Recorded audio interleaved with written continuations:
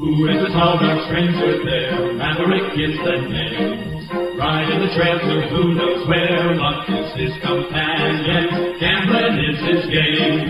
Smooth as a handle on his gun. Maverick is the name. Wild as the wind in Oregon. Blowing up a canyon. Easier to tame.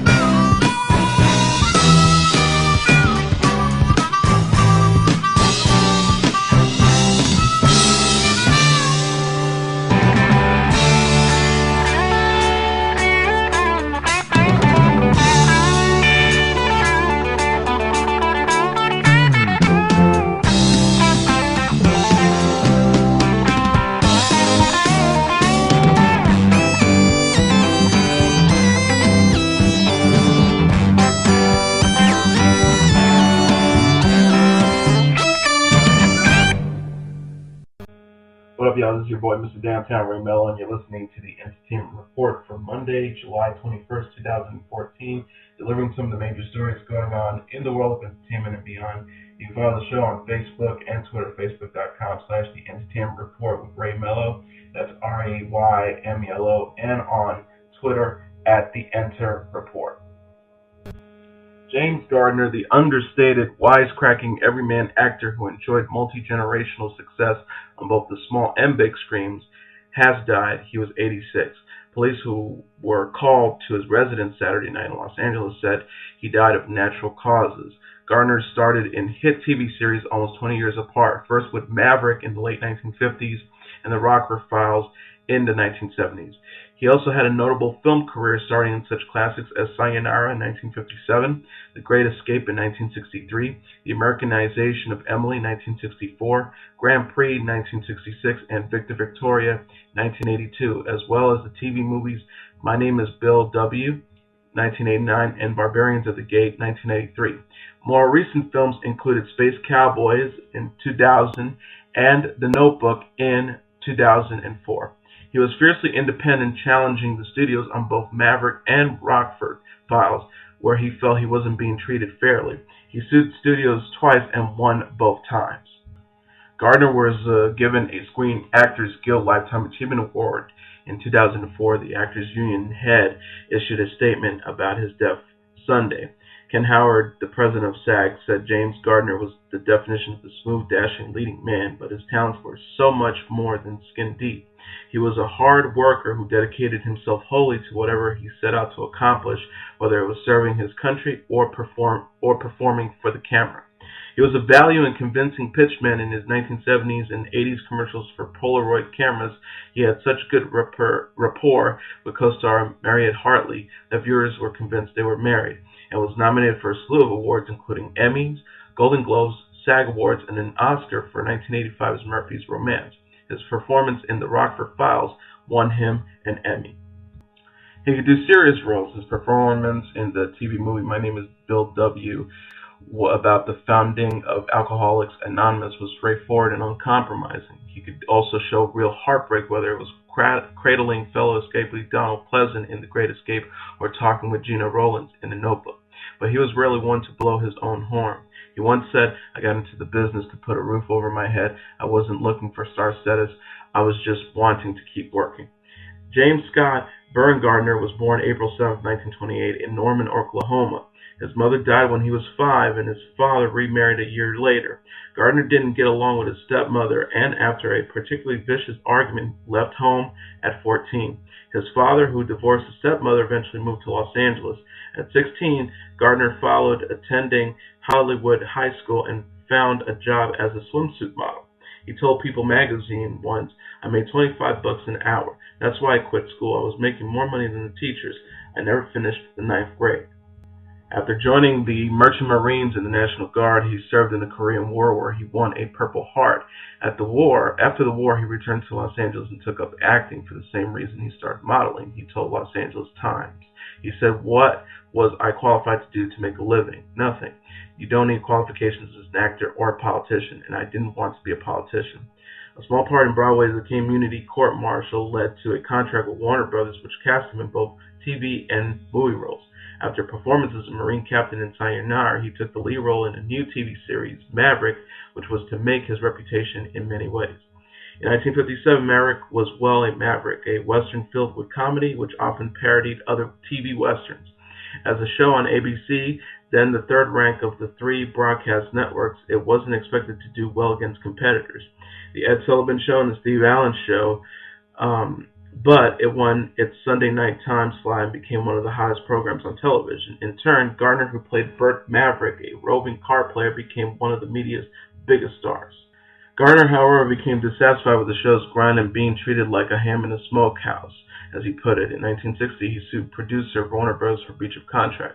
He won the case and left the show, which replaced him first with Roger Moore as Bo Maverick and then Robert Corbett as Brent, but soon left the air entirely. Garner, however, was on the verge of movie stardom. Director William Wilder cast him in the film version of Lillian Hillman's play The Children's Hour as a sympathetic doctor. 2 years later, Garner starred as Lieutenant Bob the Scoundrel Hendley in The Great Escape, one of the great war movies. He remembered star Steve McQueen as being rebellious. He said to People magazine, Stephen would drive that motorcycle with the swastikas on it all over Munich. People would yell, they didn't think that was good, and I didn't either. But the two were close, he added. In fact, McQueen was his next-door neighbor in Los Angeles. He said he looked at me as an older brother. Garner followed Escape with the film he ranked as his favorite, The Americanization of Emily. The film, which had a script by Patty Chayefsky, who wrote Marty at Network, was about a self-described coward Navy officer who romanticizes an English woman played by Julie Andrews and against his will takes part in the D-Day invasion. Emily was nominated for 2 Oscars and helped make Andrews, a famed stage actress whose film Mary Poppins was released earlier that year, a star.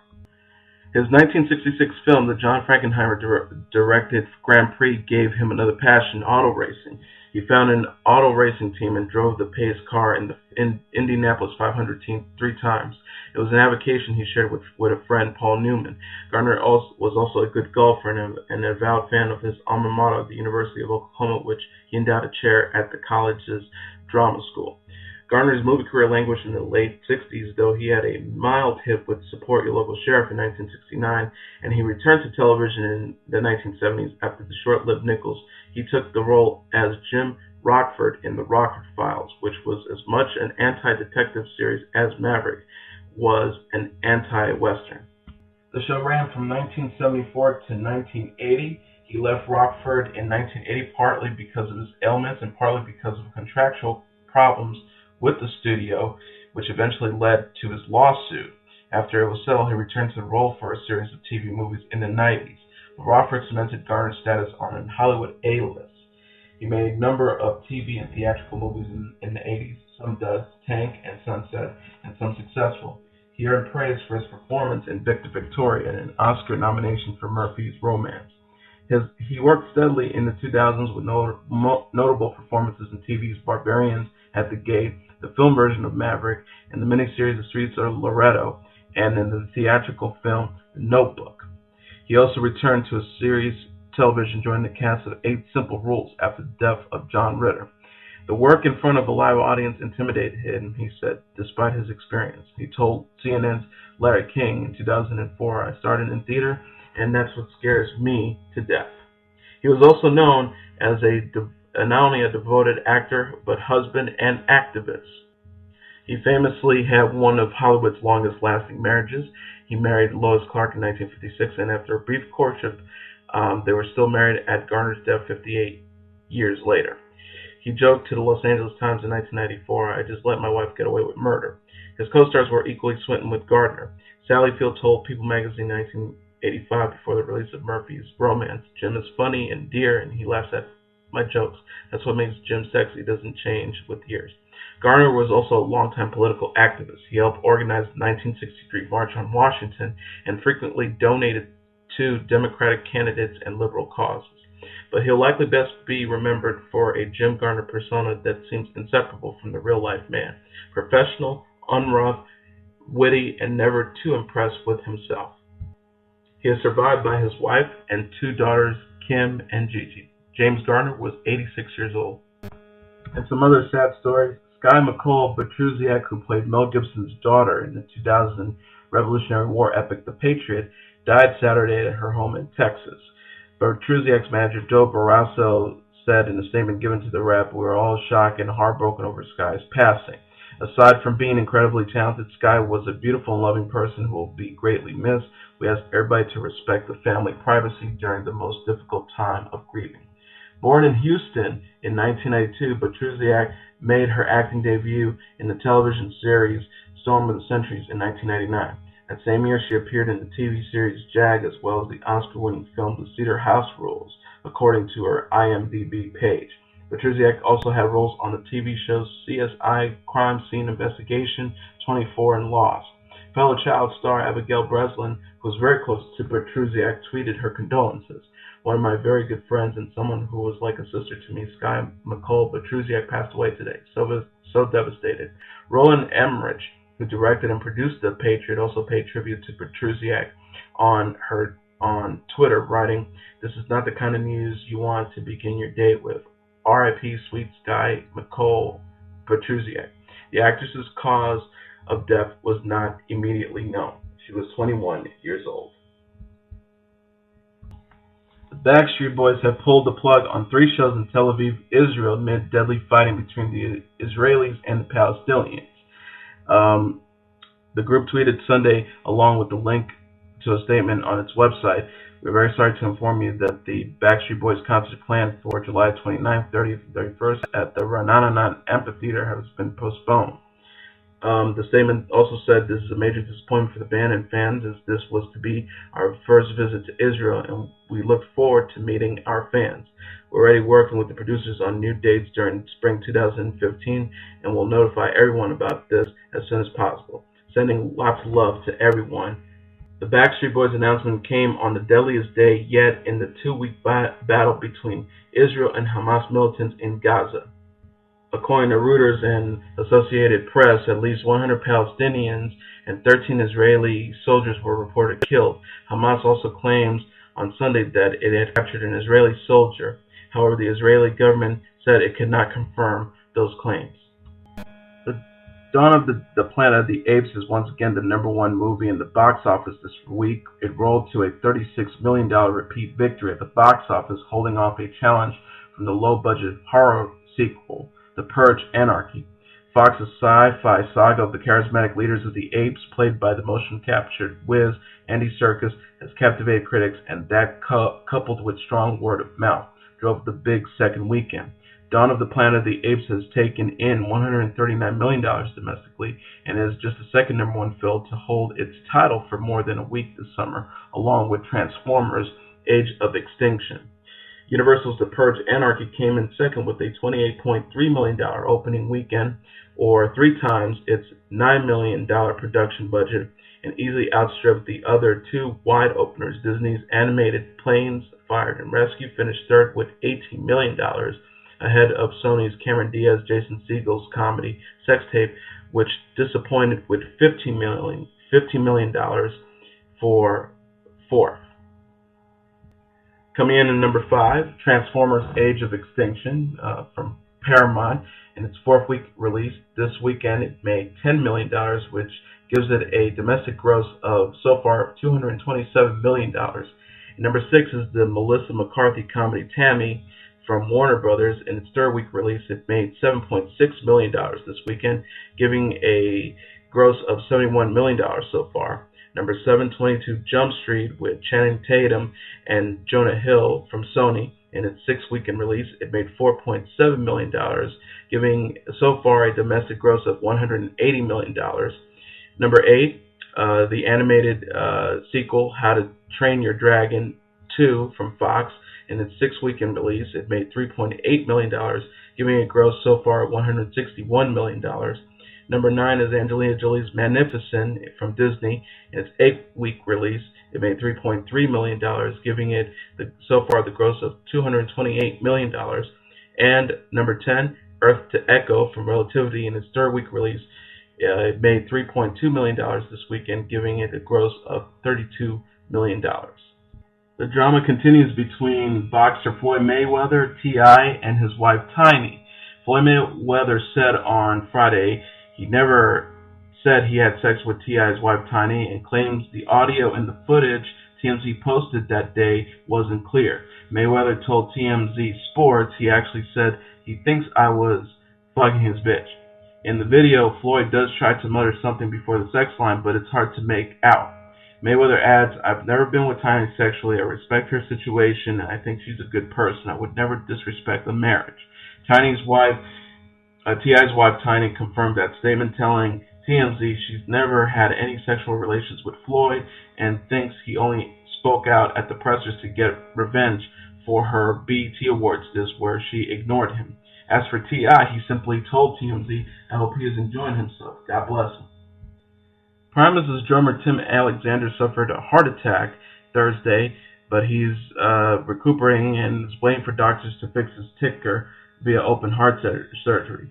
Alexander was rushed to a local hospital after he was hit with the attack, according to a rep for his other band, Pacifier. Tim was the original drummer for Primus, but he took a 7-year break from the band in 1996. Their biggest song was the 1993 classic My Name is Mud. They were told that the doctors are going to be performing the open heart surgery today, so hopefully he makes a full recovery. Wish him the best of luck. Ex-Destiny Child singer Farrah Franklin was arrested in South Carolina early Sunday morning for disorderly conduct. TMZ has learned, and their sources tell TMZ alcohol was definitely involved. Franklin, who only spent 5 months with the group in 2000 before Beyonce and Kelly Rowland gave her the boot, was booked in the Horry County Detention Center in Conway around 5 a.m. So far, it's unclear to what led to the arrest, but TMZ was told she was ticketed for disorderly conduct. Hours before, Franklin happily posted a picture on the beach. She was released Sunday afternoon on bond. This is not Franklin's first arrest for flying off the handle. She was popped in 2011 in Los Angeles for disorderly conduct, and TMZ was told booze was also involved. She claimed she was the victim of racial profiling. The View's Sherry Shepherd will be sued if she doesn't embrace the child she is having this month via surrogate, so promises her very angry and determined her estranged husband. TMZ learned Lamar Sally is already drafting legal documents to prevent Sherry from backing out of the surrogate contract she signed while they were still a couple.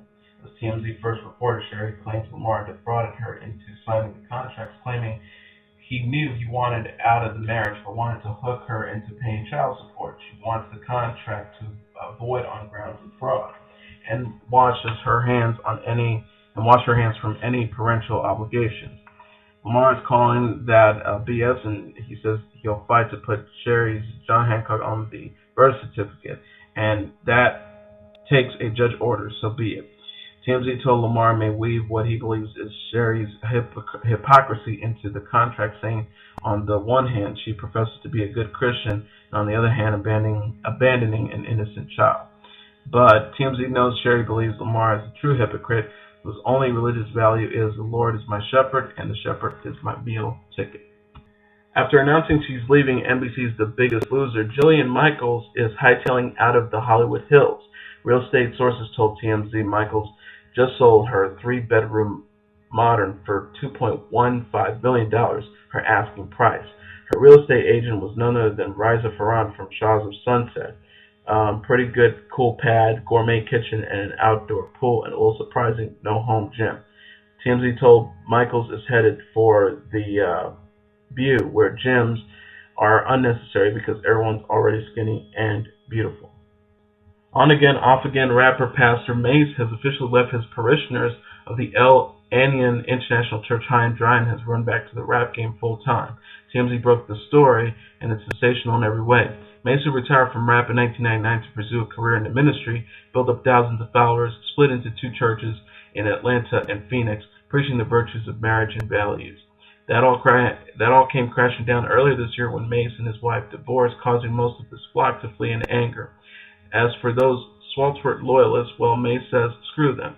He dropped all ties with both churches and is playing regular rap gigs around LA, jumping back into his former lifestyle hardcore.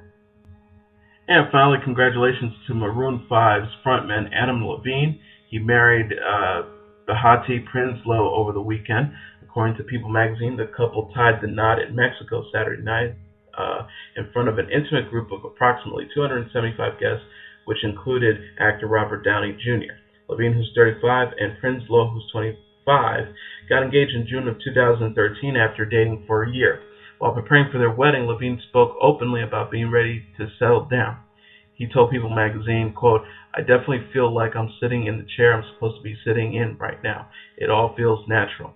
E! News reports that Levine looked dapper in the fitted tux, while Prinsloo wore a bright Marchesa gown. The couple, who was headed to South America for their honeymoon, received no gifts from Robert Downey Jr. or anyone else, having requested that guests donate to the Children's Hospital of Los Angeles. So congratulations to them.